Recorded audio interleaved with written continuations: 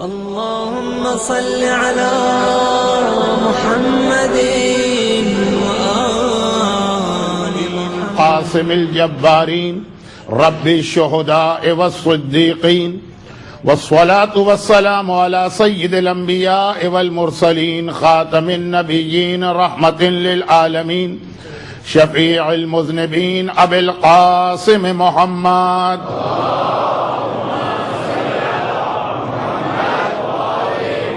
وآله الطيبين الطاهرين المعصومين المظلومين المنتجبين الميامين المكرمين سيما الإمام المنتظر والحجة الثاني عشر اللهم عجل له الفرج ولعنة الله على أعدائهم أجمعين.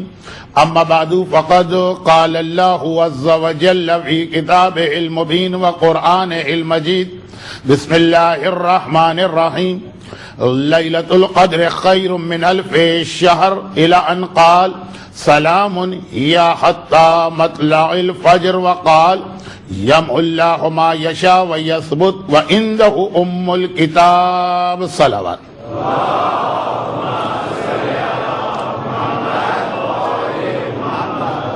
3-4 راتوں کے بعد آج پہلا موقع ہے 3-4 راتوں کے بعد کہ مجھے مجلس پورے وقت جتنا میرا دل چاہے اتنا مجلس پڑھنے کا موقع مل رہا ہے، اور انتظامیہ نے بھی یہ ریکویسٹ کی تھی کہ مولانا جتنا وقت آپ کا ہے آپ پورا وقت لیجئے گا. اس اعتبار سے میں نے خطبہ بھی آج پورا پڑھا اور مجلس کا انداز بھی ذرا سا 2-3 گزشتہ راتوں سے ہٹ کر ہوگا. شب قدر یعنی آخری شب قدر جو ہمارے یہاں منائی جاتی ہے، اس کے بعد پھر آخری 4 راتیں، اس میں تو لوگ ویسے ہی بہت زیادہ تھک چکے ہوتے ہیں. ماہ مبارک رمضان کا پہلا عشرہ یا پہلے 10 دن رحمت کے ہیں، دوسرے 10 دن مغفرت کے ہیں جو گزر گئے، اور اب یہ تیسرے 10 دن ہیں جو جہنم سے آزادی حاصل کرنے کے. یہ آپ کو ایک ٹارگٹ دیا ہے کہ اس مہینے کا اختتام ہے. چنانچہ جو لاسٹ 10 نائٹس کی دعائیں ہیں اس میں یہ ہے کہ نہیں کہ الان رضیت، اگر اب تک تو مجھ سے راضی نہیں ہوا تو اب یہ آخری 10 راتیں آ گئی ہے، کم از کم اب تو مجھ سے راضی ہو جا. تو یہ آپ کے لیے ایک ٹارگٹ ہے جس کے اندر جہنم سے اپنے آپ کو بہرحال ان 10 راتوں میں آزاد کروا لینا. لیکن یہ تو رب العالمین نے، خالق کائنات نے ہمیں طریقہ بتایا کہ تمہیں اس رمضان کو اس طرح گزارنا. ہمارے عام معاشرتی اعتبار سے پہلے 10 دن جو ہیں وہ تو ذرا روزے کی پریکٹس ہی ہو رہی ہوتی ہے، اس کے بعد افطاری کی 10 راتیں ہوتی ہیں، پھر شاپنگ کی 10 راتیں ہو رہی ہوتی. تو جو ہماری آخری مجلسیں ہوں گی، نہ لوگ اس طرح سے آ پائیں گے، نہ شاید میں اس طرح بیان کر پاؤں. اس لیے میں آج کی اس مجلس کو اپنے 3-4 دن اور آنے والے چند دنوں کے ٹاپک کے حوالے سے ایک بہت اہم مجلس سمجھ تو رہا ہوں.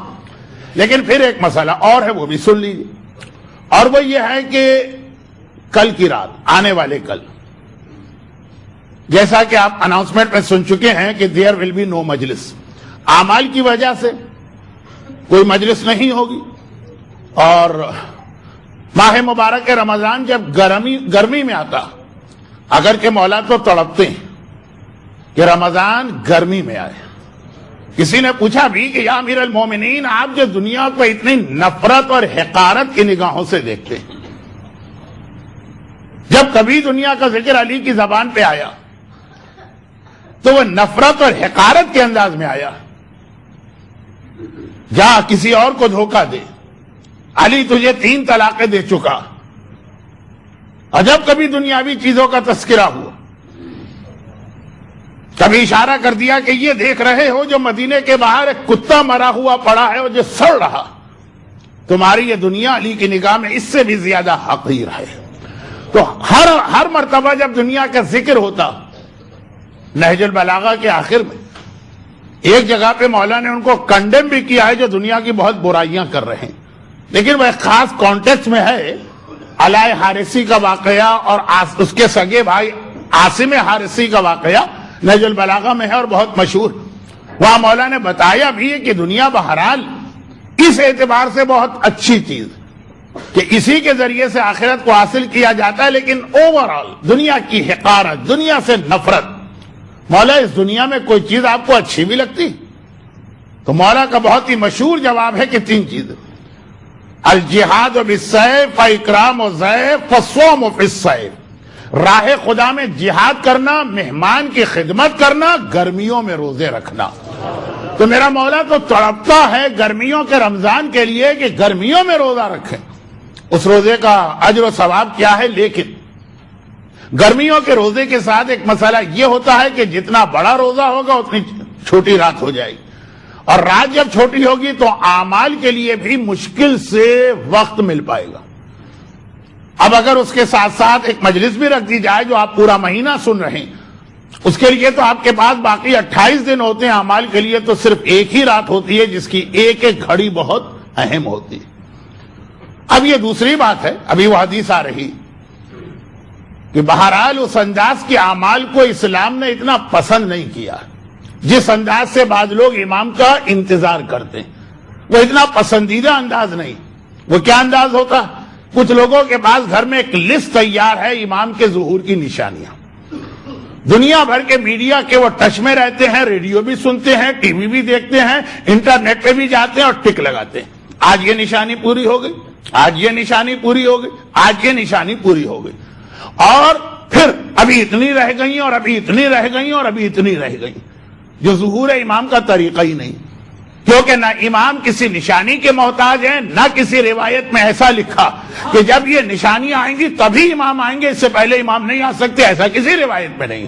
بغیر کسی نشانی کے پورا ہوئے ابھی بھی امام آ سکتے ہیں۔ تو وہ طریقہ کار ہی اسلام کو اتنا پسند نہیں۔ لیکن امام کے حوالے سے تو میں پرسوں سے کچھ گفتگو شروع کروں گا آخری 4 تقاریر میں۔ اسی طرح بعض لوگوں کے اعمال کا طریقہ، ان کے پاس ایک لسٹ ہوتی ہے کہ یہ عمل ان کو کرنا، اور ایک ٹک لگتا ہے اب یہ ہو گیا، اب یہ ہو گیا، اب یہ ہو گیا۔ اس سے غرض نہیں کیا پڑھ رہے ہیں، اس سے غرض نہیں کیا سن رہے ہیں، اس سے غرض نہیں کہ اس دعا کا مطلب کیا ہے، اس سے کوئی تعلق نہیں دعا کا مقصد کیا ہے۔ بس ایک نشانی ہو جانی چاہیے کہ آج کی اگر 115 اعمال کتابوں میں ہے تو پورے 115 اعمال ہم نے کر لیے، جس کی وجہ سے بعض اوقات اتنی تیز رفتاری اختیار کرنا پڑتی۔ میں ان حضرات کی نیت پہ کوئی اعتراض نہیں کر رہا، ان کی نیت بڑی اچھی، لیکن جو طریقہ ہے کہ بعض اوقات 70 رکعت نماز جو پریشانی کے عالم میں پڑھی جائے، دماغ کہیں ہے، دل کہیں ہے، شاپنگ کہیں ہو رہی ہے، اس سے وہ 2 رکعت نماز بہتر ہوتی جو پوری توجہ اور خلوص سے دل کے ساتھ پڑھی جائے۔ یہ بات ابھی تھوڑی دیر میں آ رہی، لیکن بہرحال مومن سال بھر انتظار کرتا ہے کہ شب قدر آئے گی، تو یہ دعائیں مجھے پڑھنا اور وقت ہی نہیں مل پاتا۔ چنانچہ اس کی ایک میں مثال بتا دوں۔ اس وقت جو ہماری قوم کے انفرادی اور اجتماعی پرابلم ہے، اس لفظ کو میں اور واضح نہیں کرنا چاہتا، لیکن ہر جگہ مصیبتیں، ہر جگہ پریشانیاں، اس کے لیے جو بہترین دعا ہم کو بتائی گئی ہے وہ دعائے جوشن صغیر ہے۔ دعائے جوشن کبیر کے بارے میں کوئی یہ نہیں کہہ رہا کہ وہ غلط دعا یا نہیں پڑھنا چاہیے یا اس کی اہمیت نہیں ہے، نہیں، وہ تو بہت اہم دعا، لیکن دعائے جوشن صغیر جو اس وقت کی ہماری قوم کے بہت سارے مسائل، ماہ مبارک رمضان کی شب قدر جب سردیوں میں آتی تو اتنی بڑی رات ہوتی ہے، اتنی بڑی رات ہوتی ہے کہ اعمال ختم ہو جاتے ہیں، آدمی بیٹھا ہوتا ہے کہ اب کیا پڑھوں، اور گرمیوں کی رات میں یہ ہے کہ ہر وقت یہ ٹینشن ذہن میں رہتی کہ ارے سحری کا وقت قریب آ رہا، ابھی یہ دعا تو رہ گئی، ابھی یہ عمل تو رہ گئے۔ چنانچہ اس میں جو دعائیں کٹ کی جاتی ہیں ان میں ایک دعائے جوشن صغیر بھی، جبکہ تینوں راتوں میں خاص طور پر آخری رات میں دعائے جوشن صغیر کی اہمیت جوشن کبیر سے کم نہیں ہے، اور جوشن صغیر کے جو فائدے وہیں پہ لکھے ہیں جہاں پہ یہ دعا ملے گی۔ مجھے مجلس میں پڑھنے کی نہ ضرورت ہے نہ وقت ہے، کیونکہ مجھے گھنٹے کے حساب سے ممبر دیا گیا ہے، ڈیٹس کے حساب سے نہیں دیا گیا ہے کہ 2 دن 4 دن 6 دن۔ تو خلاصہ یہ کہ دعائے جوشن صغیر کے خالی فائدے پڑھ لیجئے گا، تو آپ کو اندازہ ہو جائے گا کہ یہ تو بہت ہی اہم دعا ہے، یہ تو ہم کو روز پڑھنا چاہیے. روز نہ پڑھ پائیں، ہفتے میں ایک دن پڑھنا چاہیے، ہفتے میں ایک دن نہ پڑھ پائیں تو شب قدر پڑھنی چاہیے. لیکن وہی بات وقت کی کمی کی وجہ سے، تو اس لیے کل ہمارا بیان یہ خالی اس چیز کو میں واضح کر رہا کہ ہماری کل کی مجلس نہیں ہے. اب ہماری ملاقات آپ سے شب قدر کے بعد بدھ کی رات یعنی ویڈنسڈے سے ہوگی. تو شب قدر کے حوالے سے بھی کچھ باتیں آج ہی آپ تک پہنچانا. البتہ اس سے پہلے جو ہمارا طریقہ کار تو نہیں ہے، لیکن 2 سوال کسی خاتون نے لکھ کے بھیجے اور یہ سوال کچھ اس انداز کے ہیں کہ میں اس کا کیا جواب دوں. پہلا سوال ان کا یہ ہے کہ نہج البلاغہ کے علاوہ بھی تو میرے مولا کے خطبات کا کوئی کلیکشن ہوگا، تو آخر وہ کیوں نہیں پڑھتے ہم لوگ، یا ممبر سے بیان کیوں نہیں ہوتا، اور اس کا آپ نام لیجئے تاکہ ہم لوگ اسے پڑھیں. میں یہ اندازہ کر رہا ہوں کہ ہمارے مجمع کی اکثریت ایسی ہے جو صرف انگریزی، اردو یا گجراتی جانتی، عربی نہیں جانتے. اردو زبان کے اندر صرف نہج البلاغہ ہی اس وقت ایسی کتاب ہے.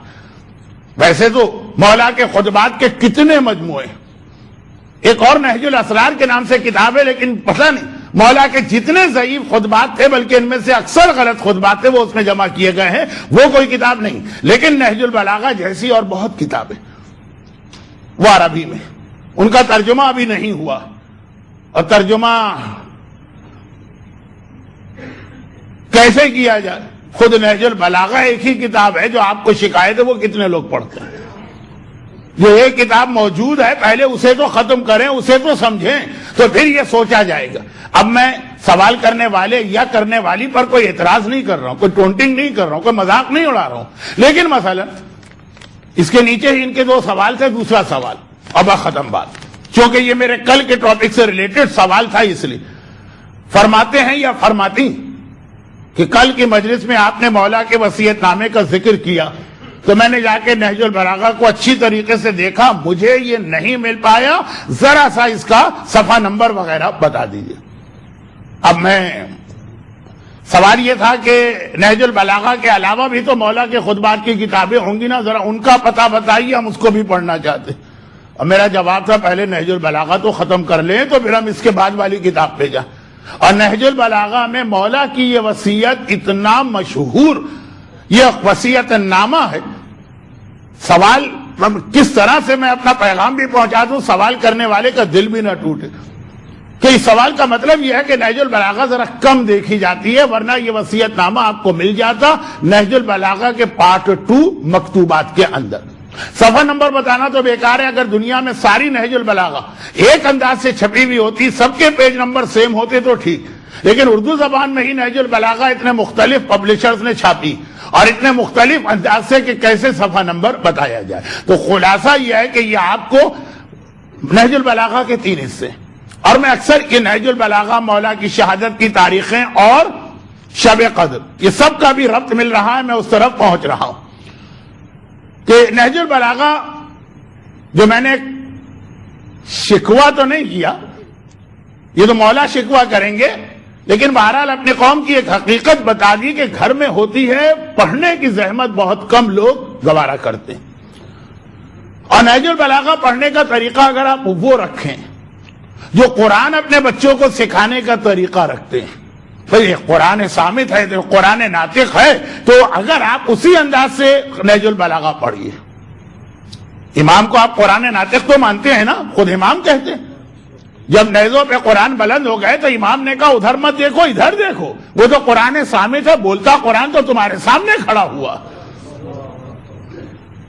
اور جب بولتا قرآن علی کو مانتے ہیں تو ایک سوال کا جواب اور دے دوں، مولانا قرآن میں داڑھی کہاں لکھی ہوئی؟ قرآن صامت میں ملے کہ نہ ملے، قرآن ناطق میں ضرور آپ کو یہ داڑھی ملے گی. اور 14 معصومین میں سے 13 معصوموں میں سے کسی کو دکھا دیجئے کہ جس کے چہرے پہ نعوذ باللہ داڑھی نہ ہو. یہ قرآن ناطق ہے. جب قرآن ناطق کی ہر شے کو آپ ترجیح دیتے ہیں تو پھر جب قرآن ناطق میں اگر آپ کو داڑھی مل گئی تو اب آپ یہ کیوں کہہ رہے ہیں کہ قرآن صامت پہ دکھاؤ؟ یہ میرے مولا کا جملہ تھا، تمہارے سامنے بولتا قرآن ہے، اس کی بات سنو، ادھر توجہ نہ دو. تو خیر قرآن ناطق اسی انداز سے پڑھیے جیسے آپ اپنے بچوں کو قرآن سکھاتے ہیں. اب کوئی کہہ دے کہ مولانا ہم تو اپنے بچے کو قرآن بھی نہیں سکھاتے، تو اس سے تو میری بات ہی نہیں ہے، لیکن کیا طریقہ؟ قرآن کا پہلا پارہ آپ نہیں پڑھاتے بچے کو، پہلے آخری پارہ 30واں پارہ پڑھاتے ہیں، اور پھر 29واں پڑھاتے ہیں، پھر آتے ہیں پہلے پر۔ 30واں پارہ تو سب سے آخری، وہ کیوں کہا چھوٹے چھوٹے سورے ہیں، یاد کرنا اور پڑھانا نسبتاً آسان، یہی نہج البلاغہ کا طریقہ ہے۔ نہج البلاغہ کے 3 حصے ہیں، پارٹ 1 خطبات ہیں، وہ ذرا لمبے لمبے خطبات ہیں، تو اکثر لوگ شروع کرتے ہیں نہج البلاغہ شروع کرتے ہیں، لیکن اس کے بعد پہلے دوسرے خطبے پہ ہی رک جاتے ہیں، اس کو بند کر کے رکھ دیتے ہیں۔ آپ آخری حصے سے شروع کریں، پہلے آخری حصہ جس میں مولا کے چھوٹے چھوٹے ارشادات ہیں، پھر سیکنڈ پارٹ پہ جائیے، پھر فرسٹ پر آئیے۔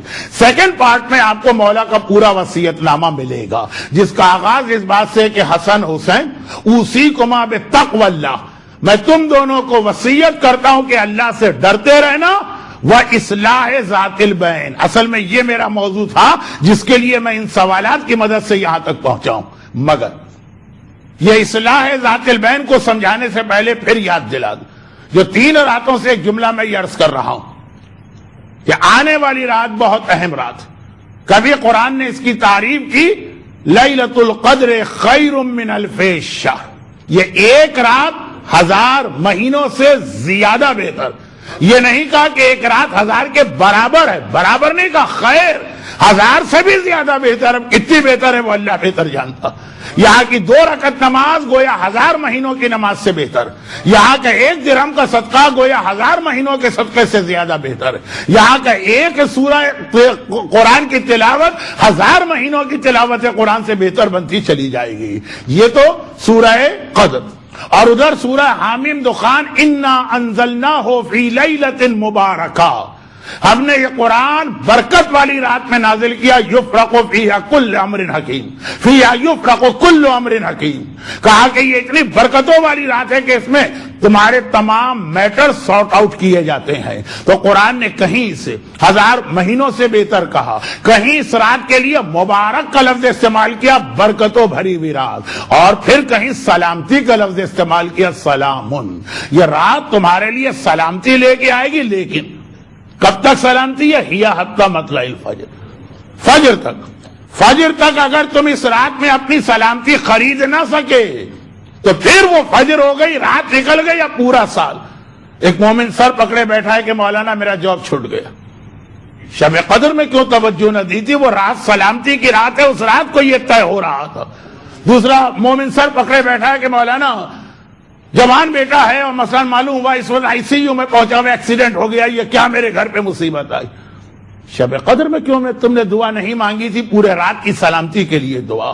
جب یہاں تک روایتوں میں لکھا کہ اللہ تو آپ کے سارے معاملات لکھ لیتا، لکھنے کے بعد فرشتے کہتے خدا بندہ اب دے دے کہ اس پہ ہم کو عمل کرنا ہے، نہیں ابھی رک جاؤ، شاید فجر تک یہ ان میں سے کسی حکم کو بدلوا دے، اللہ نے لکھ لیا ہے۔ ایک تو مسئلہ یہ ہے کہ ابھی اللہ نے لکھا ہی نہیں ہے، اور اب آپ دعا کریں گے پھر لکھا جائے گا کہ آپ کی تقدیر میں کیا، نہیں، اللہ نے آپ کی تقدیر لکھ لی، کتنی روزی ملے گی، کس کو صحت ملے گی، کس کی بیٹیوں کی شادیاں ہوں گی، کس کو مثلا حج کی سعادت ملے گی جو رمضان کی تو دعا میں روز آتا ہے، کس کو جاب ملے گا، کس کو ویزا ملے گا، کون سے بچے کو اپنی مثلا ایجوکیشن اچھے طریقے سے کمپلیٹ کریں، یہ سب اللہ نے لکھ لیا، مگر ابھی فرشتوں کو ہینڈ اوور نہیں کیا جا رہا، ہے روک کے رکھا جا رہا، ٹھہر جاؤ، فجر ہونے دو، شاید یہ فجر تک اپنی اس تقدیر کو بدلوا دے۔ اور یہیں پر ایک چھوٹی سی بات عرض کر کے میں آج کے موضوع پہ آتا ہوں۔ قرآن کریم نے کہا یمحو اللہ ما یشاء ویثبت، جو اللہ لکھ دے اللہ اس کو مٹا بھی سکتا۔ یہ مت سمجھنا کہ اللہ اپنے لکھنے کے بعد خود مجبور ہو جاتا، جو یہودیوں کا عقیدہ تھا کہ اللہ کے ہاتھ بند گئے، ایک بار لکھ لیا اللہ نے اب ہاتھ بند گئے، خود کچھ نہیں کر سکتا، نہیں، لکھنے کے بعد مٹا بھی دیتا۔ تو کیسے مٹاتا؟ 3 چیزوں میں پروردگار نے اتنی طاقت رکھی ہے کہ لکھی ہوئی تقدیر آپ کی بدل سکتی ہے۔ لکھنے والا رب العالمین، خالق کائنات، ہر شے پہ قدرت رکھنے والا، اس نے لکھا اور وہ بھی بدلا جا سکتا۔ خاص 3 چیزیں ایسی ہیں جن میں اتنی طاقت۔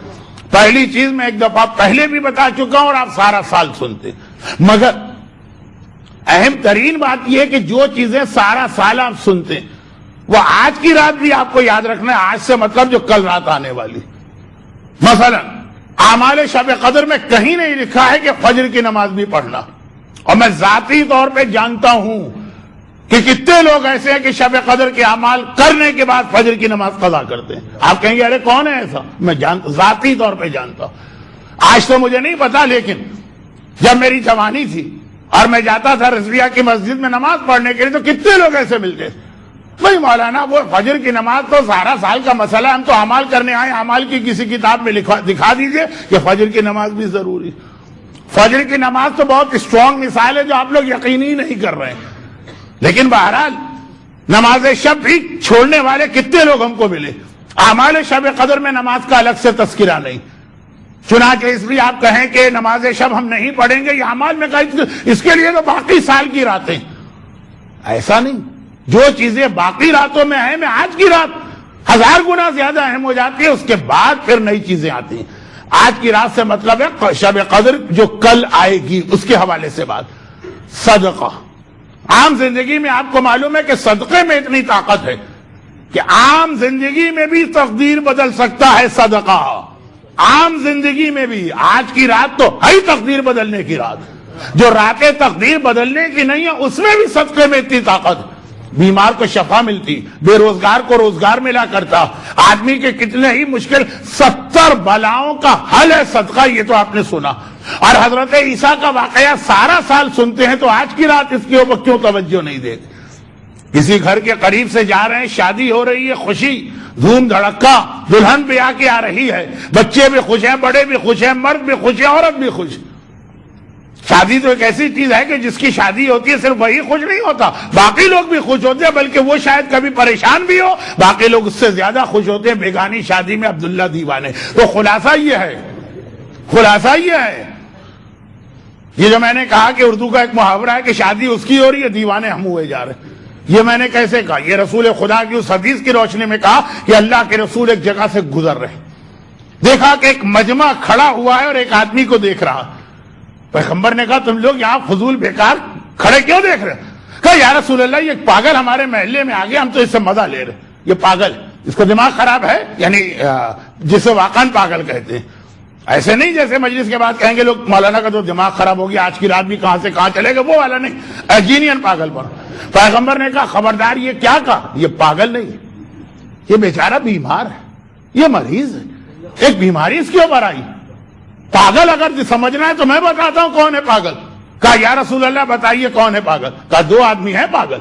اصلی پاگل وہ لوگ ہیں، پہلا وہ کہ جو اپنی دولت کے نشے میں اتنا کھویا کہ زمین پہ چلتا ہے تو کندھے کو اکڑا کے اور سینے کو پھڑا کے اس طرح چلتا کہ جیسے زمین پہ اس سے بڑا کوئی نہیں ہے، تکبر کرنے والے. یہ ہے پاگل، اس کو پتا چلے گا قیامت کے دن. اور دوسرا یہ ہے جو بغیر کسی وجہ کے اللہ کی نافرمانی کرتا اور خوش ہوتا چلا جاتا ہے. بھئی شادی اس لڑکے اور لڑکی کی ہے، ان کی بات ہے تو ٹھیک ہے، ہمیں کیا مل رہا ہے اس شادی میں؟ اب آپ کہیں گے لڈو مل رہے ہیں، لیکن ایک لڈو کی بنیاد پر ہماری عورت بے حجاب جائے، اور ایک لڈو کھانے کے لیے پتہ نہیں لڈو یہاں ملتے بھی ہیں کہ نہیں ملتے ہیں. تو خیر خلاصہ یہ ہے کہ ایک اس شادی کی بنیاد پر ہمارے یہاں پہ گانا بجانا، ڈسکو ڈانس، مکس گیدرنگ سب کچھ ہوتا ہے. یہ ہے پاگل آدمی، اسے کچھ نہیں ملا رہا ہے اور اس کے باوجود گناہ کر کے جہنم کو خرید رہا ہے، جنت کو فروخت کر رہا. یہ حدیث پوری 1 گھنٹے کی مجلس ہوگی، لیکن آج کی رات تو ایسے نہیں. تو خلاصہ یہ کہ شادی، حضرت عیسیٰ نے شادی دیکھ، تو شادی کے موقع پہ تو ہر آدمی ہی پاگل ہو جاتا. اچھا پاگل پنے کی تو بہت قسمیں ہیں. وہ بھی پاگل پنا کہ کسی نہیں، ابھی چونکہ بہرحال شہادت کے دن ختم ہوا، کوئی جوک سنانے کا وقت نہیں، میں چھوڑ دیتا ہوں، آگے بڑھتا ہوں. حضرت عیسیٰ نے دیکھا ایک مرتبہ، کہا کہ آدمی کو ساما 100 برس کا ہے، کل کی خبر نہیں. تقریباً یہی جملہ کا. کتنے خوش ہیں لوگ، اور انہیں کل کی خبر نہیں کہ کل یہی دلہن کا جنازہ یہاں سے اٹھ رہا ہوگا اور سارا گھر غمگین ہوگا. یہ نبی نے کہہ دیا. نبی کے چاہنے والے اور سچے چاہنے والے ساتھ میں تھے، سب نے یقین کر لیا. اتفاقاً اگلے دن ان میں سے کوئی آدمی کسی اور کام سے وہاں سے گزرا. یہ نہیں ہے کہ نبی کی بات کو ریکنفرم کرنے کے لیے کسی اور کام سے گزرا. وہاں پہنچا تو یاد آ گئے، ارے یہ وہی تو گھر ہے کہ جہاں پہ آج ماتم ہوگا اور غم ہوگا. دیکھا تو کوئی آثار غم نظر نہیں آ رہے. وہی خوشی ہے، وہی بچوں کے لباس ہے، وہی عورتوں کا انداز ہے، وہی مردوں کے چہرے پہ مسرت اور فرحت کے آثار ہیں. گھبرا گئے، الٹے قدموں آیا، یا نبی خدا آپ نے جو کہا تھا وہ تو پورا نہیں ہوا. اچھا، نبی کا مسئلہ بہت اہم مسئلہ کہ میں ان کو قیامت کی اور قبر کی اور جنت کی اور جہنم کی باتیں بتاتا ہوں. اگر میرے 24 گھنٹے کی خبر غلط ہو گئی تو یہ میری قیامت کی خبروں پہ کتنا کیسے یقین کریں گے؟ دیکھیے، آپ نبوت کی بڑی سے بڑی مخالفت کر لیں، وہ کوئی مسئلہ نہیں، کبھی نبوت کے بارے میں شک دل میں نہیں آنا چاہیے. جہاں پہ شک آیا وہاں پہ گویا آپ نے نبوت کا خاتمہ کر دیا. شک دل میں نہیں آنا چاہیے. چنانچہ حضرت عیسیٰ کھڑے ہوئے، کہا یہ نہیں ہو سکتا، جو میں نے خبر دی وہ غلط نہیں ہو سکتی، چلو میرے ساتھ. گھر پہنچے، دلہن سے کہا ذرا اپنی جگہ سے ہٹنا. ہٹی تو دیکھا کہ وہاں ایک انتہائی زہریلا سانپ موجود ہے جو اپنی دم کو اپنے منہ میں دبائے ہوئے ہے. کہا یہ تھی میری کل کی خبر، یہ تھا جو میں نے کل کہا تھا کہ آج یہ یہاں جنازہ اٹھے گا. دیکھو موت تو آ گئی اس کی. لوگوں کا سوال بدل گئے. پہلا سوال یہ تھا کہ یا نبی خدا آپ نے کہا تھا آج یہاں غم ہوگا، غم تو نہیں ہو رہا. تو اب دوسرا سوال تھا مگر یا نبی خدا یہ تبدیلی کیسے آئی؟ کہا کہ اس کا جواب تو یہی بچی دے گی. دلہن یہ بتا کہ کل سے لے کے آج تک کوئی نیکی کا کام کیا؟ کہ یا نبی خدا گھر میں آئی تھی اور گھر والے مجھے ودا کر کے بیاہ کے لائے تھے، اس کمرے میں بٹھا کے باہر نکلے اور ایک فقیر خدا کے نام پہ صدقہ اور خیرات مانگ رہا تھا. کسی نے توجہ نہ دی، لوگ تو اپنے اپنے کاموں میں لگے ہوئے. مولا کو اتنی خبر ملی کہ عثمان ابن حنیف جیسے علی کے قریبی صحابی، کتنا ہائی اسٹیٹس ہے عثمان ابن حنیف کا. یہ بھی نہج البلاغہ کے پارٹ 2 میں خطبہ خط ہے مولا کا. پتہ چلا ایسی شادی میں چلے گئے جہاں پیسے والے بلائے جا رہے ہیں، غریب دھتکارے جا رہے ہیں. ہم تو جاتے ہی ایسی شادی میں جہاں پیسے والے ہوں، جہاں کسی غریب کا گزر نہ ہو. تو غریبوں کے لیے تو اب مسجدیں بھی الگ بنائی جاتی ہیں کہ ہمارے قریب نہ آنے پائے. ہم پیسے والے، غریب قریب آئے گا تو کہیں ایسا نہ اس کی غربت ہم کو لگ جائے. وہاں تو امام باڑے بھی الگ بنائے جاتے ہیں، وہاں تو مثلا شادی بیاہ میں انتظامات بھی الگ ہوتے ہیں. ہم تو جاتے ہی ایسی شادیوں میں. اور مولا کا ذرا خط دیکھیے عثمان ابن حنیف کے نام. اتنا عظیم صحابی عثمان ابن حنیف، علی کا ایسا چاہنے والا کہ ہم تو ان کے سامنے، عثمان کے سامنے ہم دعوی محبت کے دعوی شیعت کرتے ہوئے شرمائیں. جیسے ہمارے ہاں کہا جاتا اور صحیح کہا جاتا، علی کا شیعہ ہونا تو بہت بڑی بات ہے، ہم کمبل کے بھی شیعہ ہو جائیں تو ہمارا بیڑا پار ہے. وہی عثمان ابن حنیف کا اسٹیٹس. لیکن علی کس طرح ڈانٹ رہے ہیں. علی کا خط دیکھیے، اور اس طرح ڈانٹا کہ قیامت تک نہج البلاغہ کے اوراق پر آ گیا. پتہ چل گیا کہ علی اس عمل کو کتنی نفرت کی نگاہ سے دیکھتے ہیں. تو اب وہ کہہ رہی کہ اللہ کے نام پہ مانگ رہا، گھر والے اپنے کام میں لگے. میرے دل میں خیال آئے آج اس گھر میں میرا پہلا دن ہے. سمجھیے کل آپ کے سال کا پہلا دن ہے. نیو ایئر کب منایا جاتا ہے کب نہیں منایا جاتا الگ بات، لیکن تقدیر کے حوالے سے کل آپ کا نیو ایئر. کل ساری چیزیں طے پا رہی، پھر پورا سال اسی کے اوپر آپ کی زندگی میں مختلف واقعات پیش آئیں گے. کہا کہ آج میرا پہلا گھر اور پہلے دن اللہ کے نام پہ صدقہ مانگنے والا خالی آج چلا جائے میں نہ مان. اپنی جگہ سے کھڑی ہوئی، باورچی خانے سے 2 روٹیاں اس کو دے کے رخصت کیا. حضرت عیسیٰ نے کہا بس یہی عمل سبب بنا کہ اللہ نے اس کی ایسی تقدیر بدلی کہ وہ موت. فَإِذَا جَاءَ أَجَلُهُمْ لَا يَسْتَأْخِرُونَ سَاعَةً وَلَا يَسْتَقْدِمُونَ. جب موت کا وقت آتا ہے تو ایک لمحے کے لیے موت نہیں ٹلتی ہے. صدقے میں اتنی طاقت ہے کہ آتی بھی موت کو واپس کر سکتا. تو ہمارے جو زندگی کے عام مسئلے، بیماریوں کا، ایکسیڈنٹ کا، بچوں کی تعلیم کا، جاب کا، ویزے کا، یہ سارے مسئلے عام راتوں میں بھی صدقہ ان کو ٹال دیتا ہے. اور نماز وحشت کی روایت تو آپ کو یاد ہی کہ مرنے والا قبر میں جائے پہلے اس کے لیے صدقہ دو. جب ایک غریب نے کھڑے ہو کے کہا یا رسول اللہ، اور جس کے پاس دینے کے لیے کچھ نہ ہو، کہا تو وہ 2 رکعت نماز پڑھ لے. کہا کہ یہ صدقہ عذاب قبر کو بھی ٹال دیتا ہے. موت کو ٹالنے والا، عذاب قبر کو ٹالنے والا صدقہ. کل رات کوئی خاص نیت کی ضرورت نہیں، صدقے کی نیت سے جو آپ کے استطاعت میں 5 درہم صحیح.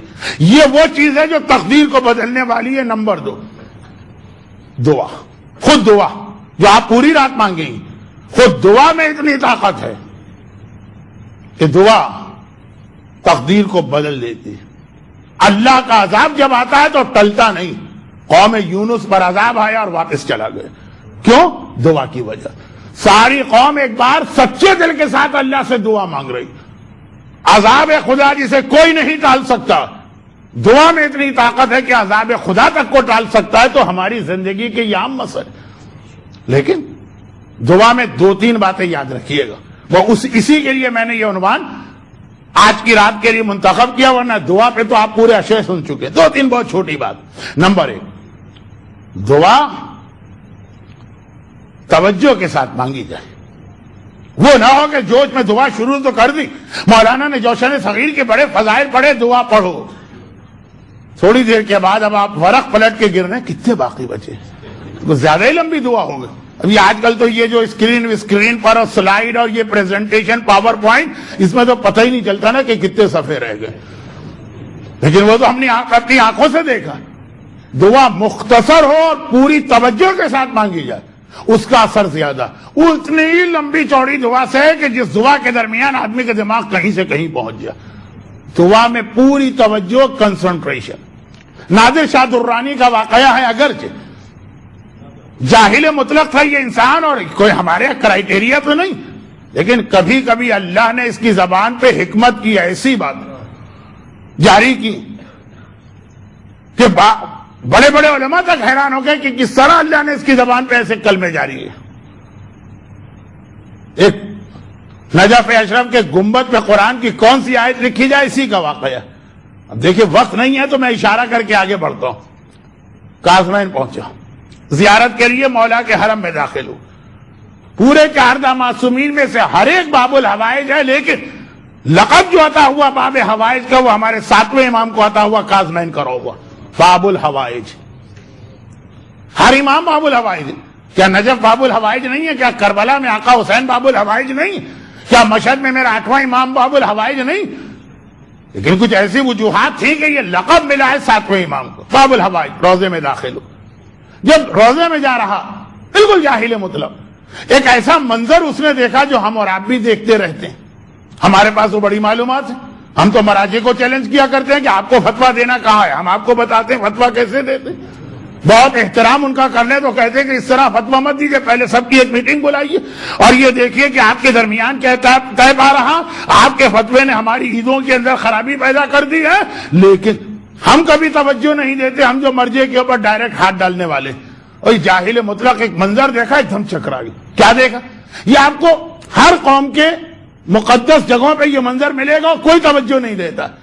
ایک بار اس نے دیکھا کہ سڑک کے اوپر ایک لائن لگی ہوئی ہے جو دروازے کی جانب سڑک جا رہی ہے جس سے آدمی انٹر ہو روزے میں. ایک لائن لگی ہوئی ہے، فقیر بیٹھے ہوئے بھیک مانگ رہے ہیں. اور فقیروں کا مسئلہ بھی یہی کہ جتنا زیادہ ہینڈی کیپ یا ڈس ایبلڈ یا جسمانی اعتبار سے برا ہوگا اتنا زیادہ وہ کما کھائے گا. دیکھیے جو مسئلہ شادی کا ہے اس کا بالکل الٹ. کوئی لڑکی بڑی خوبصورت ہے، بہت گوری ہے، بہت ہی اچھی ہے، اس کو پہلے سے ہی لوگ کہتے ہیں کہ بھائی اس کی تو شادی، ایک سے ایک رشتے اس کے آئیں گے. یہ اس کا پلس پوائنٹ. فقیر کا تو نہیں ہے. فقیر تو اگر اندھا ہوگا، لنگڑا ہوگا، لولا ہوگا، ہاتھ پاؤں ٹوٹے ہوئے ہوں گے، یہ اس کا پلس پوائنٹ. اتنا زیادہ وہ کما کھائے گا. چنانچہ سارے فقیر بیٹھے، ایک لائن، ایک جگہ پوری بنی ہوئی ہے جس میں سارے اندھے فقیر ہیں. اندھا فقیر جو ہے وہ زیادہ پاپولر ہوتا ہے، اس کی آمدنی زیادہ ہوتی، اور چونکہ ٹیکس فری آمدنی ہوتی ہے اس لیے جب مرتا ہے تو پتہ چلتا کہ کتنا چھوڑ کے گیا. اس نے دیکھا اللہ کے نام پہ، مولا کے نام پہ، باب الحوائج کے نام پہ لوگوں سے مانگ رہا. مرتبہ حیرت زدہ رہ گیا. کہا کہ یہ وہ روزہ ہے کہ ساری دنیا سے لوگ یہاں کے اپنی حاجتیں پوری کروا رہے، اور تم تو اسی کے دروازے میں صبح سے شام بیٹھے ہوئے. کیا تم نے ان سے کبھی نہیں مانگا کہ تمہاری آنکھیں تم کو واپس مل جائیں؟ فقیروں نے کہا یہ دعا تو ہم روز مانگتے ہیں لیکن ایسی دعائیں پوری کہاں ہوتی. غصے کے عالم میں تلوار نکالی کا میں جا رہا ہوں زیارت پڑھ کے آ رہا ہوں، اتنی دیر میں اگر تمہاری آنکھوں کی بینائی نہیں آئی تو سب کی گردنیں اڑا دوں گا. نادر شاہی حکم اردو میں ایک محاورہ بھی ہے کہ جو زبان سے نکل گیا سو نکل گیا. گیا زیارت کی اور جس مقصد کے تحت آیا تھا روزہ دیکھا اور پھر باہر نکلا. جیسے ہی باہر نکلا یہ سارے فقیر اس کے پیروں پہ گر پڑے. مرسی پٹیشن، رحم کی درخواست کر رہے ہیں؟ نہیں، کہہ رہے ہیں کہ اے نادر شاہ تیرا آنا کتنا مبارک ہوا. ہم 40 سال سے دعا مانگ رہے تھے، ہماری دعا قبول نہ ہو، اور ادھر تو آیا اور ہم نے ایک دعا مانگی، ایک لمحے میں دعا قبول ہو گئی، سب کو بھی نہیں مل گئی.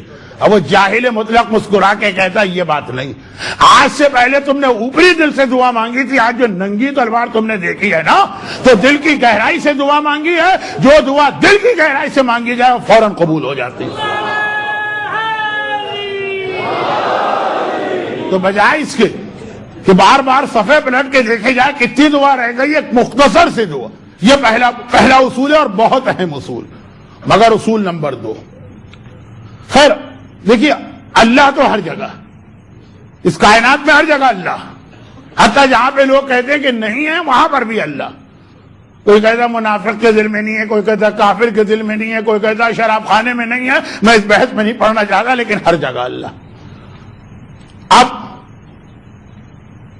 ہمیں اور آپ کو سمجھانے کے لیے یہ بتایا گیا ہے تو ہر جگہ, لیکن جتنا اللہ کے قریب جا کے دعا مانگو گے اتنے جلدی دعا قبول. ہر آدمی کا یہی مسئلہ.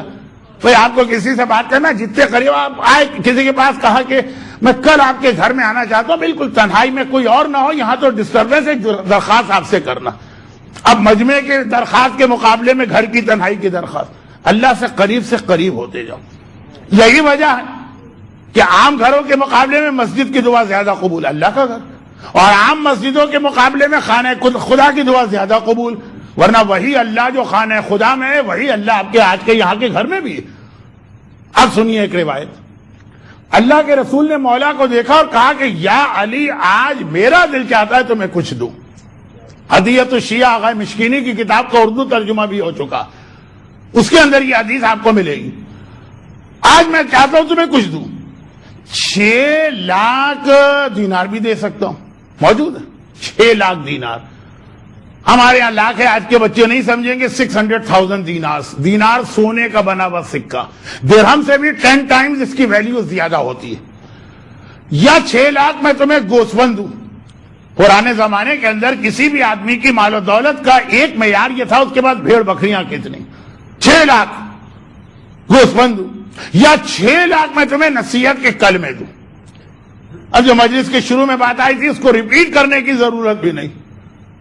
مولا نے کہا کہ یا رسول اللہ, یہ دینار اور گوسفند لے کے میں کیا کروں گا, اور وہ بھی رسول تھے. تو مولا نے اس انداز کا جواب دیا. اور جب فضہ تھی تو وہاں تو کسی اور انداز کا جواب دیا. فضہ وہ جو پتھر کو سونے میں بدل کے لے آئی.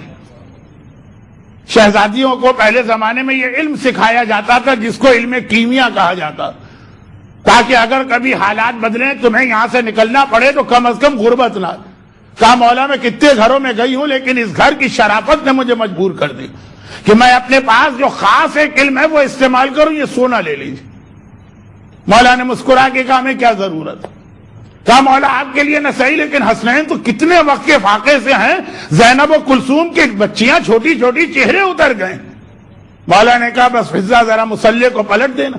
فضہ نے مصلے کو پلٹا, زمین پھٹی, سونے کا ایک پورا دریا علی کے مصلے کے نیچے سے بہ رہا ہے. فرماتے کہ فضہ یہ سونے کا ٹکڑا لے کے کیا کروں, ہم اگر اشارہ کریں تو اس دنیا کا ذرہ ذرہ سونا بن جائے. یا علی کی غربت نعوذ باللہ مجبوری کی غربت نہیں ہے, یہ اختیاری غربت ہے کہ خدا بندہ جس حالت میں تو رکھے گا ہم خوش رہیں گے. اور یہ اختیاری غربت کیوں لی گئی, اچھا کیوں لی گئی, اس کا جواب پرسوں کی مجلس میں آئے گا. ویسے مجھے آج اس کا جواب دینا تھا, لیکن شب قدر قریب ہونے کی بنیاد پر میں نے سویپ کر لیا مجلسوں. جو مجلس مجھے پرسوں پڑھنا تھی وہ آج پڑھ رہا ہوں, جو آج پڑھنا تھی وہ میں انشاءاللہ پرسوں پڑھوں گا. یعنی پرسوں والی مجلس 21 رمضان کے ٹاپک کے تسلسل میں ہے. یہ اختیاری غربت. ہمارے اردو میں ایک محاورہ ہے کہ مولانا مجبوری کا نام صبر. یہ ہمارے آپ کے گھر میں مجبوری کا نام صبر, اہل بیت کیا اختیار کا نام صبر. حسین چاہیں تو کربلا کے میدان میں پانی آ سکتا ہے, نہیں پیئیں گے پانی. اگر علی چاہیں تو گھر میں کوئی غربت نہیں ہوگی, لیکن غربت اختیار کی جائے گی. اہل بیت کے یہاں اختیار کا نام صبر ہے. یہ علی کی کیفیت ہے. وہ زہرا کا اس لیے واقعہ سن لیجئے کہ پھر دونوں واقعات ایک دوسرے سے ملے ہیں, پرسوں مجھے ریپیٹ نہ کرنا پڑے. سارے مدینے کی عورتیں بڑی بے چینی سے گھر کے دروازے پہ کھڑی ہوئی, ہر ایک کے دل میں تجسس ہے.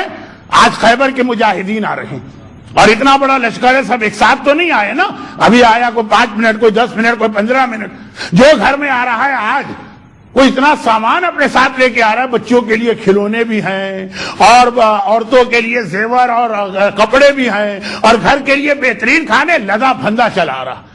جب سے مسلمان مدینے میں آئے فاقے ہی فاقے تو دیکھیں، پھٹے ہوئے لباس ہی تو ہیں، کھجور تک نصیب نہ ہوتی تھی، آج ہر آدمی لدا پھندا اپنے اپنے گھر میں داخل ہو رہا۔ جس گھر میں گھر والا آتا ہے گھر میں خوشی کے نعرے لگتے ہیں، بچے خوش ہو جاتے ہیں پہلی بار ان کو زندگی میں کھیلنے کے لیے کھلونے ملے، بچیاں خوش ہو جاتی ہیں پہلی بار ان کو کانوں میں پہننے کے لیے گوشوارے ملے، عورتیں خوش ہو جاتی ہیں شادی کے بعد پہلی مرتبہ ان کو ڈھنگ کا لباس نصیب ہوا ہے، اچھے کھانے۔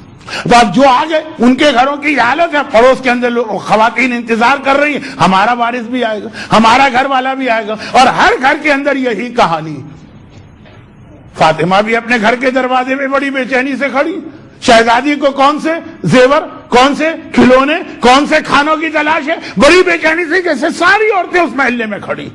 میرا مولا آیا بھی تو سب سے آخر میں آیا، اور سب سے برعکس آیا بالکل خالی ہاتھ، نہ بچوں کے لیے کوئی چیز ہے، نہ زہرا کے لیے کوئی چیز ہے، نہ گھر میں کھانے کے لیے کوئی چیز۔ ادھر علی نے قدم رکھا، وہاں تو باقی گھروں میں عورتوں کو پوچھنے کی ضرورت ہی نہیں ہوتی، اتنا لدا پھدا گھر والا آ رہا، یا خالی ہاتھ۔ کہا کہ آیا ابوالحسن، بابا نے آپ کو کوئی حصہ نہ دیا مال غنیمت میں سے؟ علی کے طفیل تو سب کو ملا ہے، علی کو نہ ملے مال غنیمت میں حصہ، آپ خالی کیوں آ رہے ہیں؟ چند ہی موقع ایسے جب ممبر سلونی کے خطیب کی زبان لڑکھڑا گئی۔ ممبر سلونی کا خطیب جو کبھی کسی موقع پہ رکا نہیں ہے، اگر بات ہو گئی کہ عربی میں سب سے زیادہ الف استعمال ہوتا ہے تو پورا خطبہ اسی وقت دے دیا جس میں اول سے آخر کوئی الف نہیں۔ اگر بات یہ ہو گئی کہ عربی میں کوئی جملہ نہیں کہا جا سکتا بغیر نقطے کے، اسی وقت علی نے پورا خطبہ ارشاد فرما دیا جس میں ایک نقطہ بھی نہیں ہے۔ وہ ممبر سلونی کا خطیب ہے، سوال کرو تو سوال پورا نہ ہوگا، جواب حاضر ہے۔ مگر آج ان موقعوں میں سے ایک موقع، رسول کی بیٹی علی کی زوجہ سوال کر رہی ہے، ابوالحسن ہر گھر میں سامان آیا، آج بابا نے آپ کو کچھ نہیں دیا؟ اور علی کا سر جھک گیا، جواب دیتے ہوئے زبان لڑکھڑا رہے، لیکن کہا بنت رسول، جو ہم لوگ واپس آ رہے تو قبا کی جانب سے آئے تھے۔ قبا آج 2 کلومیٹر دور ہے مسجد النبوی سے، مدینے کا اہم ترین محلہ، اس وقت مدینے سے باہر کی ایک بستی تھی۔ کہا جب میں وہاں سے گزرا، اور شہر سے باہر کی ایک چھوٹی سی بستی تھی جسے انگریزی میں سلم ایریا کہتے ہیں، وہاں پہ عموماً وہ عورتیں رہتی تھی جن کے شوہر اس سے پہلے کہ جنگوں میں مارے گئے وہ بیوہ ہو گئی، اپنے یتیم بچوں کو لے کے شہر سے باہر جھگی ڈال کے پڑ گئی۔ کہا جب میں آ رہا تھا میں نے دیکھا کہ وہ سارے بچے حسرت سے اپنے گھر کے باہر کھڑے ہوئے، ہم یتیم ہیں، ہمارا بابا مارا گیا، اور وہ بیوہ عورتیں اسی طرح سے گھر کے دروازے کی اوٹ میں کھڑی بھی یہ منظر دیکھ رہی کہ اسی اسلام کے لیے ہمارے شوہر نے اپنی قربانی دی اور اپنے بچوں کو یتیم کیے، اور کچھ بھی نہیں۔ بھئی یہ منظر مجھ سے نہ دیکھا گیا، جو کچھ میرے پاس تھا وہ میں نے ان تمام یتیم بچوں میں اور تمام بیوہ عورتوں میں تقسیم کر دیا، اس وقت میرے پاس اپنے گھر کے لیے کچھ نہیں۔ وہ فاطمہ شکر کے سجدے میں کہی شکرن للہ، میں پریشان جو تھی، باقی عورتیں پریشان تھی ہمارا شوہر اب تک کیوں نہیں آیا، کیا کیا لائے گا، میں پریشان تھی کہیں یہ درہم و دینار میرے گھر میں داخل نہ ہو جائے۔ فاطمہ پریشان ہے، جب نہ آیا تو شکر کا سجدہ کیا۔ آج مدینے کے ہر گھر میں سب نے پیٹ بھر کے کھایا، صرف ایک ہی گھر میں آج بھی بچے فاقے سے سوئے، اور وہ ابوالحسن علی کا گھر تھا، صرف علی کے بچے تھے جو آج بھی فاقے سے سو رہے، چاہے سارے مدینے کے بچے ان کے طفیل میں آج بہترین کھانے کھا رہے۔ تو یہ اختیار والی غربت ہے۔ مگر سوال یہ کہ کیوں ہے، یہ اختیار کیوں کیا گیا، اس کا جواب پرسوں آئے گا، اور وہ ایک بہت اہم موضوع ہے، لیکن آج چھوڑ دیجیے۔ آج صرف اتنی سی بات کہ اب رسول نے کہا علی تمہیں کیا چاہیے؟ دینار 6 لاکھ یعنی سونا، 6 لاکھ گوسفند، 600 نہیں، 6000 نہیں، 6 لاکھ، اور یہ 6 لاکھ نصیحت کے کلمات۔ مولا نے کہا دینار اور گوسفند علی لے کے کیا کرے گا، یہاں تو جو آتا ہے وہ بھی دے دیتے ہیں، آپ مجھے نصیحت کے کلمے ارشاد فرمائیے۔ اچھا میرا سوال یہ کہ دینار اور درہم اور گوسفند کی تو پھر بھی علی کے گھر میں کوئی کھپت ہے، بہرحال معصوم ہے لیکن کھانا پکتا ہے، کپڑے خریدے جاتے ہیں، نصیحت کے کلمات کی کیا یہاں پہ کیا ضرورت ہے؟ کون سی چیز یہاں پہ کم ہے کہ نصیحت کی جائے؟ علی نے یہ اختیار کیوں کیا؟ شاید ہمارے اور آپ کے لیے ایک مرتبہ پیغمبر نے کہا اے علی 6 لاکھ نصیحت کی باتیں ہیں تو کیا بتاؤں؟ یہ ساری 6 لاکھ باتیں 6 چیزوں میں آ گئی. اب بھی لگ رہا ہے کہ یہ ہمارے لیے ہے. علی 6 لاکھ کیا 6 کروڑ کیا کتنی ہی باتیں علی بھول ہی نہیں سکتے. ہم اور آپ 6 لاکھ بتائی جائیں گی تو 6 بھی یاد نہیں رہیں گی. تو کہا کہ 6 بات تم نے درہم دینار کو چھوڑ کے اور گوسفند کو چھوڑ کے مانگا ہے تو 6 نصیحت کی باتیں اس پہ عمل کر لو، دنیا اور آخرت دونوں میں کامیاب. علی تو ہے ہی کامیاب. دنیا بھی علی کے ٹھوکروں میں، آخرت کا مالک بھی علی ہے. یہ پھر ہمارے اور آپ کے لیے. کہا یا رسول اللہ وہ کون سی 6 باتیں جو 6 لاکھ دینار سے زیادہ قیمتی ہیں؟ کہا کہ پہلی بات، اب یہ پوری ایک مجلس ہے لیکن میں تو اس کے اب میں بھی کیا کروں، رسول اللہ وہ والی بات جسے آج کا موضوع بنا رہا ہوں وہ آخر میں بیان کی، پہلے بیان کر دے. اچھا پہلی بات، تیسری بات اور چھٹی بات تینوں شب قدر سے بہت گہرا تعلق رکھتی. کہا پہلی بات یہ کہ جب تم دیکھو، اور رمضان میں ہم اور آپ روز دیکھتے ہیں، جب تم دیکھو کہ لوگ زیادہ سے زیادہ مستحبات کی جانب دوڑ کے جا رہے ہیں، اس وقت پوری توجہ واجبات پہ دینا. پورا ماہ مبارک ہی اس چیز کا نام. اب میں مثالیں نہیں دینا چاہتا ورنہ دعا افتتاح سننے والے اور وہ رمضان کی مختصر دعائیں پڑھنے والے اور دعائیں اللہم ادخل علی اہل القبور السرور کی تلاوت کرنے والے وہ یہ نہ سمجھے کہ میں ان دعاؤں کی اہمیت کم کر رہا یا مذاق اڑا رہا. لیکن ہے بہرحال بہت قابل توجہ مسئلہ جب دنیا مستحبات پہ دوڑ کے جا رہی.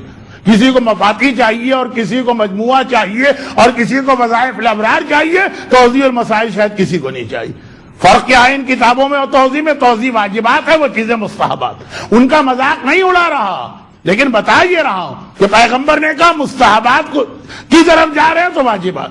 میں وضاحت بھی نہیں کرنا چاہ رہا تھا پھر بھی اتنے جملے پھسل کے آگے. اور اے علی جب تم دیکھو کہ لوگ دنیا بنانے میں لگے تو تم آخرت بنانے میں لگ جانا.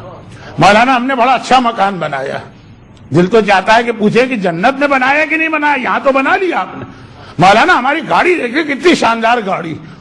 بھئی جنت کی گاڑی بھی آپ نے لی ہے کہ نہیں لی ہے؟ اب یہ پیغمبر بہترین زیور میں خرید کے لایا ہوں. ہم سے تو لوگ بہت کہتے ہیں کیونکہ میں اتفاق سے اتنے سالوں سے حج پہ جا رہا ہوں اور کہیں سے ایک حدیث ہمارے یہاں آ گئی ہے کہ مدینے سے سونا خریدنا بہت سنت ہے. اگر کوئی سونا خریدے بغیر آ جائے تو پیغمبر نے فرمایا مجھ پہ ظلم کر کے جا رہا. اب یہ حدیث ہے، دیکھیں مولانا ہم نے کتنا قیمتی ایک سیٹ خریدا. کچھ لوگ ذرا ڈر بھی جاتے ہیں کہ مولانا کو پتا چل گیا مولانا کی تو ایک مجلس کا ٹاپک بن گیا، بتاتے بھی نہیں. پھر بتاتے ہیں مسجد شجرہ پہ احرام پہننے جا رہے، مسجد کے اندر سامان لے جانے کی اجازت نہیں. ارے مولانا یہ تو بیگ روک لیا گیا، اب ہم کیا کریں؟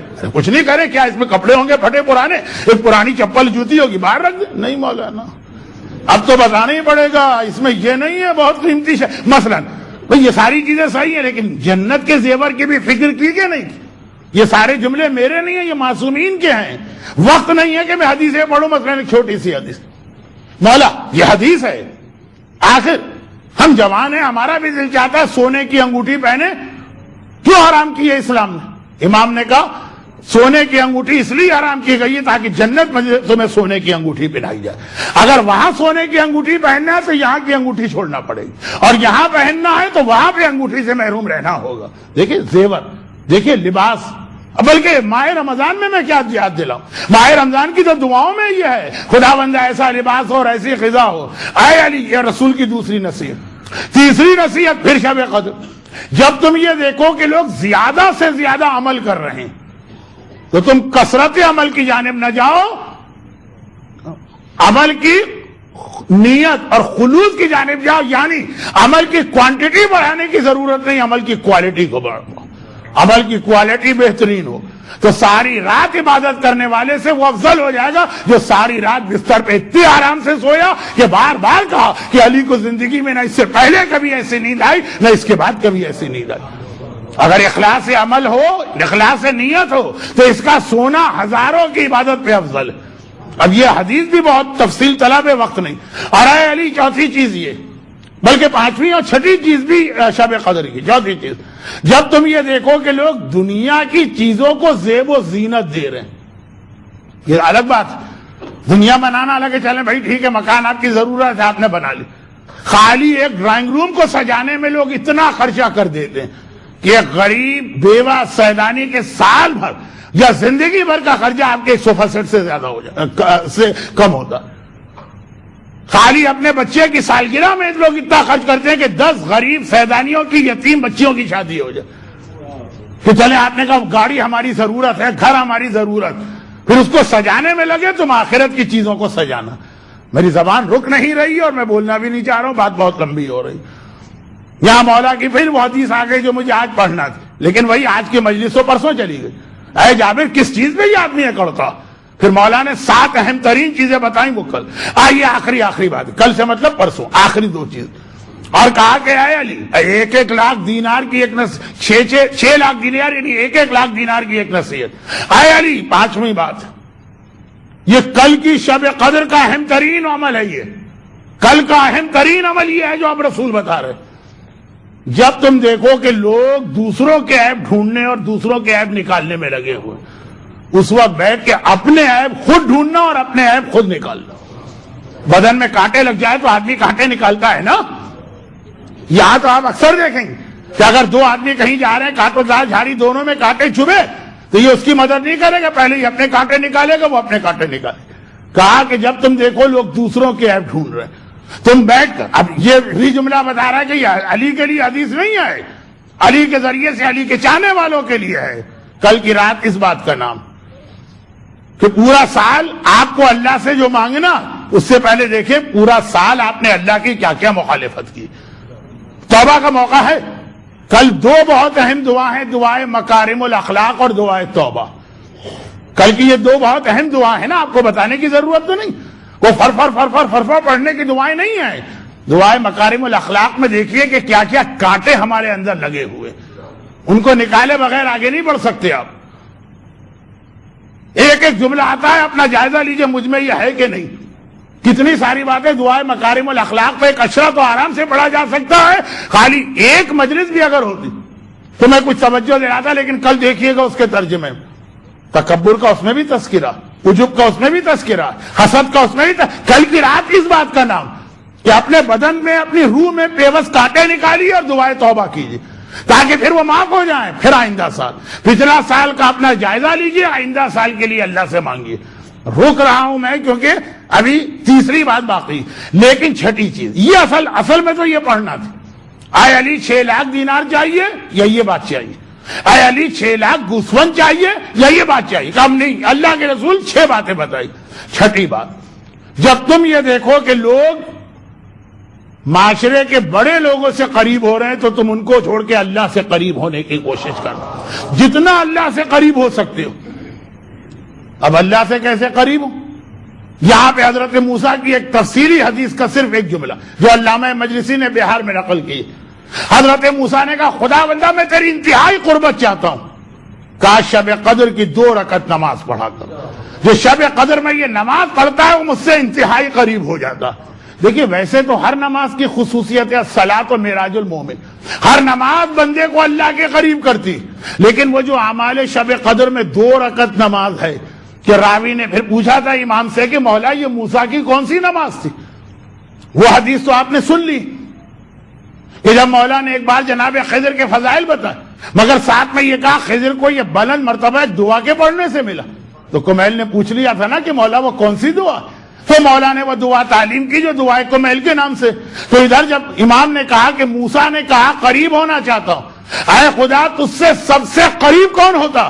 کہا جو شب قدر میں 2 رکعت نماز پڑھتا. امام اصل میں بتا یہ رہے تھے کہ جیسے قرآن نے کہا کتب علیکم الصیام کما کتب علی الذین من قبلکم, اللہ نے روزے بھی ہر امت پہ فرض کیے ہیں, اسی طرح اللہ نے شب قدر بھی ہر امت کو عطا کی ہے. بیان یہ کر رہے تھے شب قدر بھی ہر امت پہ آئی ہے جیسے روزے آئے. اس میں یہ حدیث آ گئی کہ جب موسیٰ نے کہا تیری قربت چاہتا ہوں, کہا شب قدر میں 2 رکعت نماز. اب موسیٰ اور اللہ تو جانتے ہیں نا, ہمارا آپ تو نہیں جانتے. راوی نے فوراً کہا مولا یہ کون سی نماز تھی جس کو پڑھنے سے آدمی اللہ سے, امام نے فرمایا 2 رکعت نماز جس میں ہر رکعت کے بعد 7 بار قل ہو اللہ بھی ہے اور آخر نماز میں توبہ بھی. استغفر اللہ واتوب الیہ. تو یہ نماز وہ ہے جو آپ کو اللہ کے بہت زیادہ قریب کر دیتی. اب قریب کرنے کا ہونے کا فائدہ کیا؟ قریب ہونے کا فائدہ یہ ہے کہ جو کچھ آپ کو مانگنا ہے گویا، اب یہ توہین پروردگار نہ ہو جائے، میں اللہ سے معافی مانگتا ہوں، گویا آپ اللہ کے اتنے قریب ہیں کہ اللہ کے کانوں کے پاس آپ کا منہ. خدا بندائی، خدا بندائی، خدا. یہ اللہ کی، اللہ نے خود کہا الحمدللہ الذی بعد فلا یری وقرب فشہد النجوى. وہ اللہ اتنا دور ہے کہ کوئی دیکھ بھی نہیں سکتا اور اتنا قریب ہے کہ تمہاری کانا بھوسی کو بھی سن لیتا ہے. تو اب اللہ کے اتنا قریب ہو جاؤ کہ گویا اللہ کے کان میں منہ رکھ کے ہر بات کہہ رہے ہو.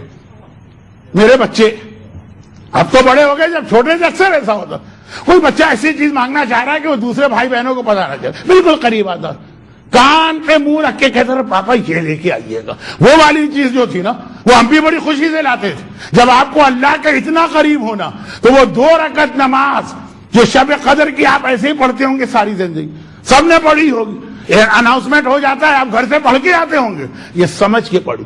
اور اسی لیے ہمارے شب قدر کے آغاز میں وہ نماز ہے کہ ابھی آپ کو سب کچھ مانگنا، پہلے قریب تو ہو جائے نا، اللہ کے اتنے قریب ہو جائیے اب آپ مانگیے جو آپ کو مانگنا ہے. یہ دعا کی طاقت بھی ہے جو ناممکن کو ممکن کر دیتی ہے، قوم یونس کا عذاب. مگر پھر وہ دعا آپ جتنا قریب سے قریب ہو کے مانگے، ابھی باتیں بہت.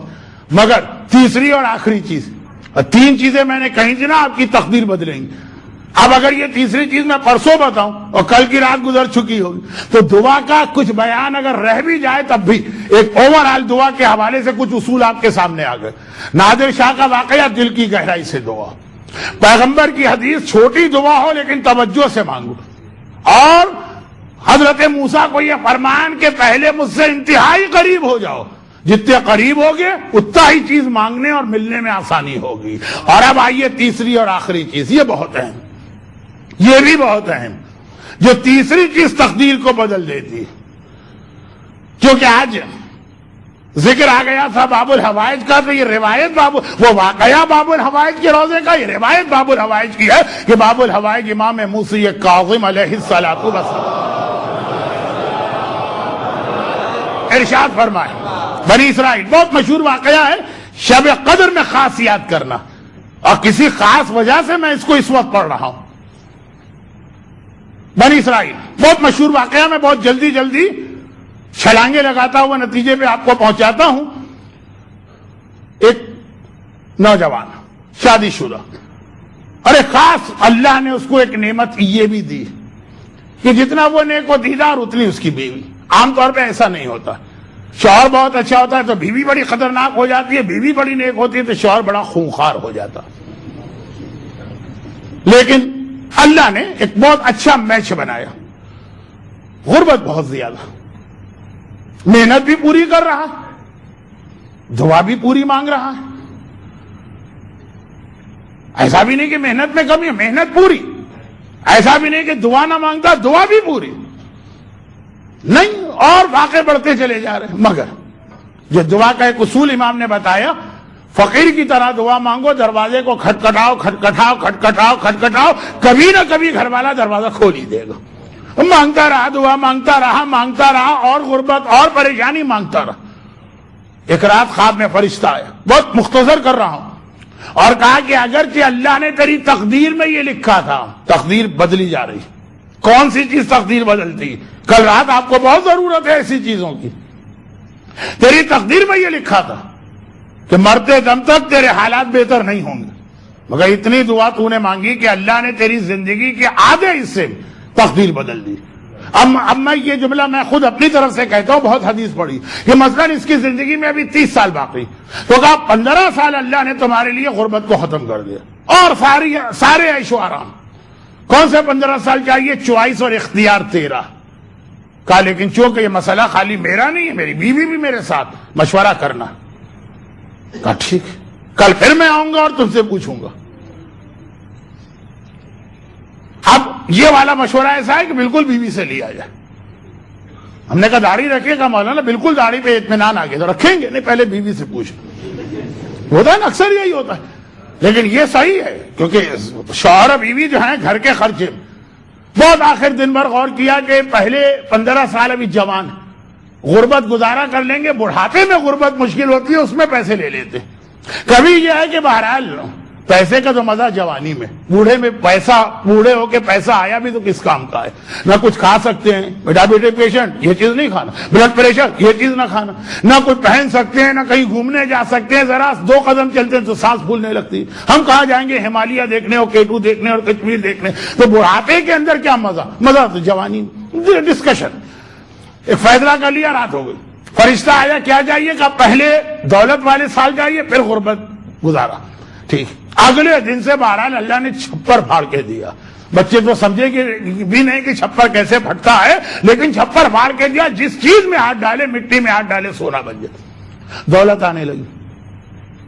خدا جب حسن دیتا ہے نزاکت آ ہی جاتی ہے. دولت جب آتی ہے تو اپنے ساتھ اتنی خرابیاں لے کے آتی کہ جو آدمی پہلے سے بھی ارادہ کر کے بیٹھا ہے نہیں میں دولت والا بنوں گا، میں تکبر نہیں اختیار کروں، میں مغرور نہیں بنوں گا، وہ پرانے دولت والے سے زیادہ متکبر بنتا. خیر یہ ایک الگ موضوع ہے.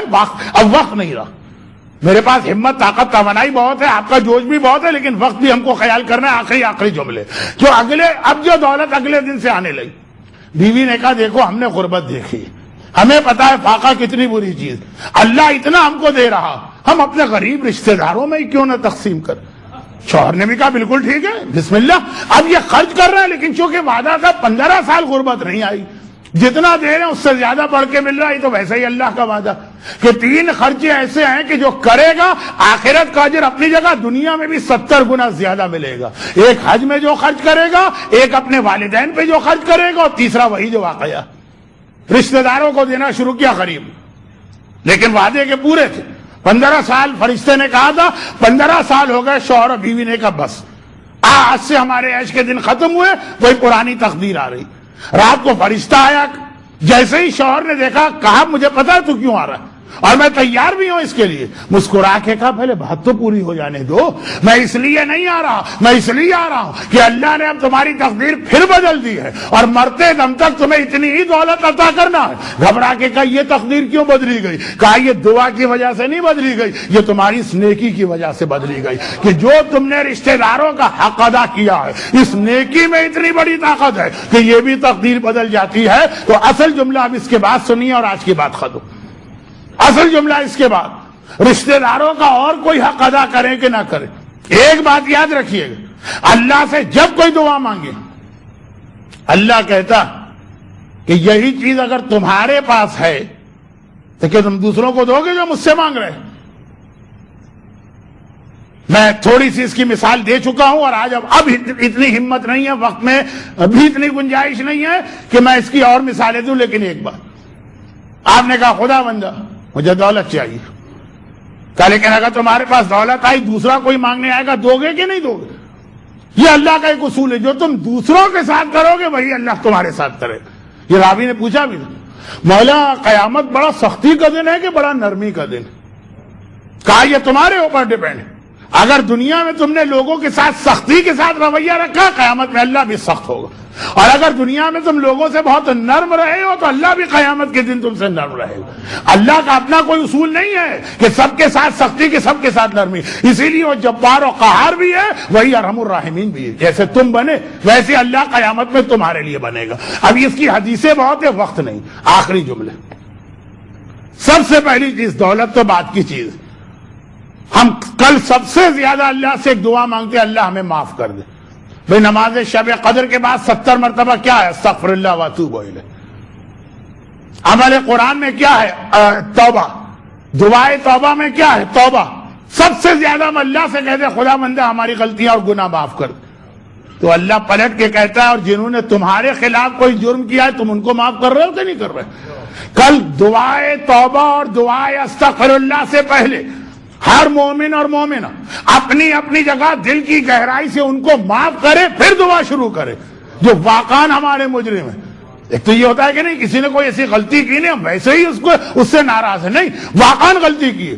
کسی رشتہ دار نے آپ کا حق مارا، کسی دوست نے آپ پر ظلم کیا، کسی چاہنے والے نے آپ کو نقصان پہنچایا، لیکن پہلے آپ ان کو معاف کریں، تب اللہ سے یہ کہتے ہوئے اچھے لگیں گے کہ اے اللہ ہمیں معاف کر دے. ہم سے معافی مانگنے آ رہے ہو اور جو دوسرے تمہارے ہیں ان میں سے کسی کو معاف کرنے کو تیار نہیں ہو. کل بھائی بھائی کے جھگڑے کو ختم کر کے اعمال شب قدر کرے.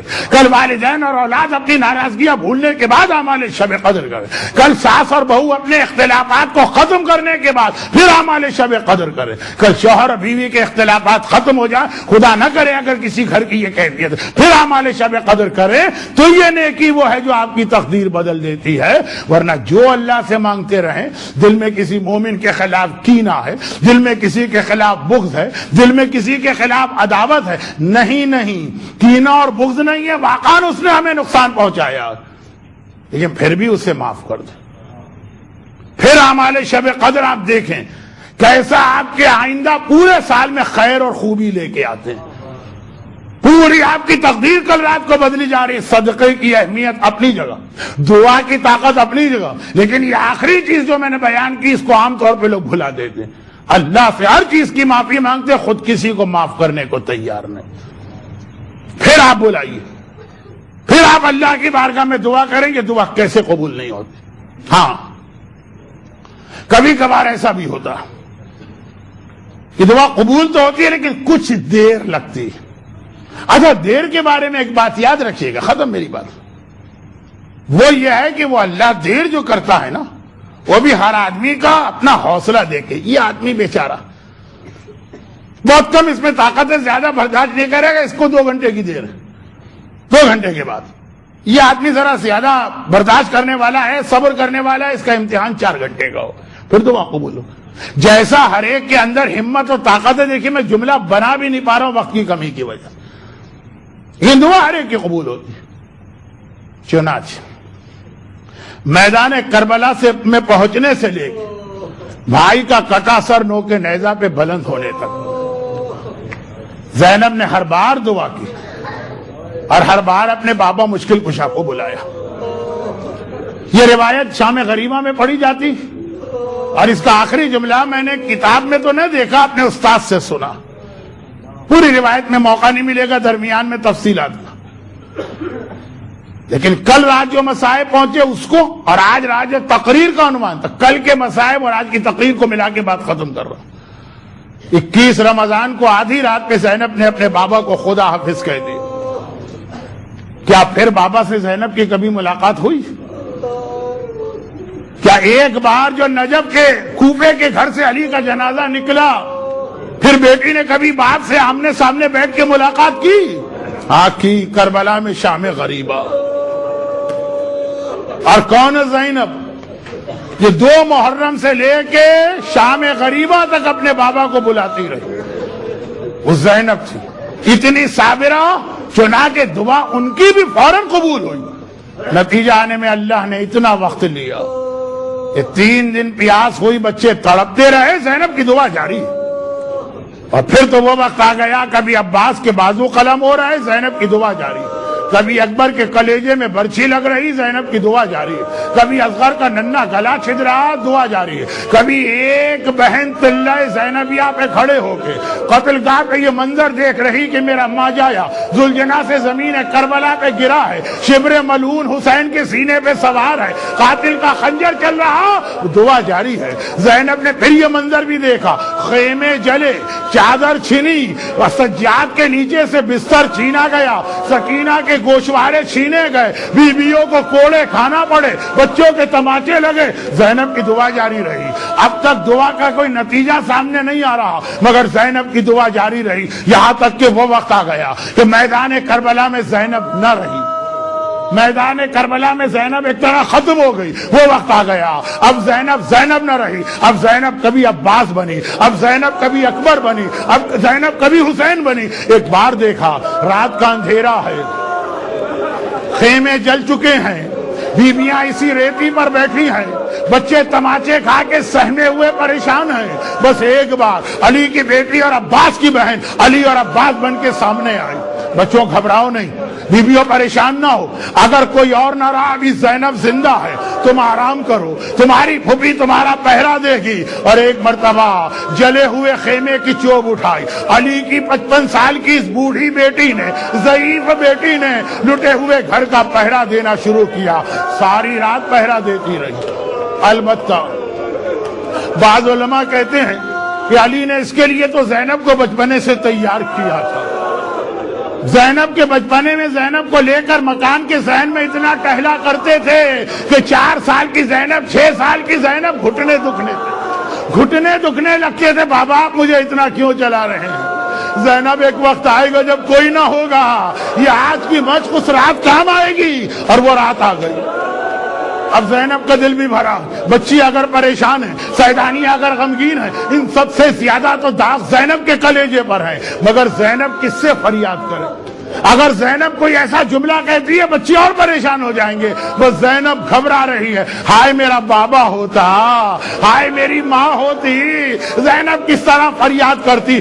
آدھی رات کو ایک بار دیکھا, راہ کوفہ نجف سے کوئی گھوڑے سوار آ رہا ہے, چہرے پہ نقاب پڑی ہوئی ہے. زینب کا کام ہے قافلے کی حفاظت, زینب کا فریضہ ہے بچوں کی حفاظت. بس ایک بار جلال کے عالم میں زینب آگے بڑھی, آواز دی آئے آنے والے, شاید تو کوئی مسافر ہے اور یہ تیرا راستہ ہے. میں نبی کی بیٹی تجھ سے درخواست کرتی ہوں, راستہ بدل لے. تجھے ذرا زحمت ہوگی لیکن میرے بچے ایک بار اگر ان کی آنکھ کھل گئی دوبارہ نہیں سوئیں گے. آنے والے نے سنا, آگے بڑھا. زینب بھی ادھر سے آگے بڑھ رہی. کہا اچھا میں سمجھ گئی, تجھے یہ خبر ملی ہے کہ یہاں مال و اسباب لوٹا جا رہا. میں علی کی بیٹی تجھ سے وعدہ کرتی ہوں, دن کی روشنی میں آنا, جو تیرا دل چاہے لے کے چلے جانا. آنے والے نے سنا, رکا پھر بھی نہیں. ادھر سے زینب بھی آگے بڑھ رہی ہے, بہت قریب پہنچ گئے. ایک بار آنے والے کے گھوڑے کی لگام پہ زینب نے ہاتھ ڈالا. اے آنے والے, میں نے نبی کی بیٹی بن کے تجھ سے درخواست کی, میں نے علی کی بیٹی بن کے تجھ سے وعدہ کیا, تو نے میری کوئی بات نہ سنی. شاید تو مجھے اکیلی اور ضعیف عورت سمجھ رہا. اکیلی ہوں, ضعیفہ ہوں, مگر عباس جری کی بہن ہوں. عباس جری کی بہن ہوں, تجھے آگے نہ جانے دوں گی. پہلے بتا تو ہے کون. یہ سوال پہلی بار کیا تھا زینب نے, یہ بتا تو ہے کون. بس اتنا سننا تھا. آنے والے نے چہرے سے نقاب ہٹائی. 21 رمضان کو کوفے کے جس گھر سے زینب نے جس بابا کو الوداع کہا ہے, آج شام غریبا زینب نے دیکھا میرا بابا میرے سامنے ہے. بس آخری جملہ میں نے سنا, زینب نے باپ کے قدموں سے لپٹ کے فریاد کی, لیکن اس سے پہلے میرے استاد پڑھتے تھے. زینب نے باپ کو دیکھا, گھبرا کے پیچھے ہٹی, بیویوں کے درمیان آ کے بیٹھ گئی اور ایسا لگا کچھ ڈھونڈ رہی ہیں, کچھ تلاش کر رہی ہیں. بیویوں نے کہا شہزادی. سیدانیوں نے پوچھا شہزادی یہ کون آیا ہے؟ کہا بیویوں میرا بابا حیدر کرار آیا. ارے تو آپ وہاں کیوں نہ ٹھہری, یہاں کیوں آ گئی؟ کہا میں ڈھونڈ رہی ہوں, شاید کوئی بچی ہوئی چادر کسی کے پاس ہو. زندگی میں زینب اپنے بابا کے سامنے ننگے سر کبھی نہ گئی ہے. آئے میرا بابا حیدر کرار, کھلے بالوں کے ساتھ باپ کے سامنے, کھلے بالوں کے ساتھ باپ کے سامنے کیسے جاؤں. الا ولعنۃ اللہ علی اعدائهم اجمعین وسیعلم الذین ظلموا ای منقلب ینقلبون. خدا بندہ مشکل کشا کائنات علی بن ابی طالب کے اس امتحان کا واسطہ. زینب پریشان ہے نا, زندگی میں باپ کے سامنے کبھی کھلے بالوں کے ساتھ نہ گئی, تو علی کا امتحان بھی دیکھیے, زندگی میں کبھی زینب کے بالوں کو نہیں دیکھا. آج علی میدان کربلا کی شام غریبہ, حلال مشکلات کا وعدہ, پروردگارا ثانی زہرا زینب کبریٰ کے اس امتحان کا واسطہ, باب الحوائج کا واسطہ. صاحبان ایمان جو آج کی مجلس میں ہیں, ان کی تمام دعائیں, خاص طور پر کل آنے والی شب قدر, یہ جتنی دعائیں مانگنے والے ہیں ان سب کو فوراً قبول فرما. ہم سب کو دنیا اور آخرت کی ہر پریشانی سے محفوظ فرما. غم حسین کے سوا ہمیں نہ اس دنیا میں کوئی غم عطا فرما, نہ اس دنیا میں کوئی غم. اور خدا بندہ تمام پریشانیوں کے خاتمے اور ان مظالم کے انتقام کے لیے اپنی آخری حجت وارث معصومین امام عصر و زمان کے ظہور میں تعجیل فرما. ربنا تقبل منا انك انت السميع العليم. اللجن اللجن يا مولا اللجن اللجن اللجن اللجن اللجن اللجن اللجن يا صاحب السماء.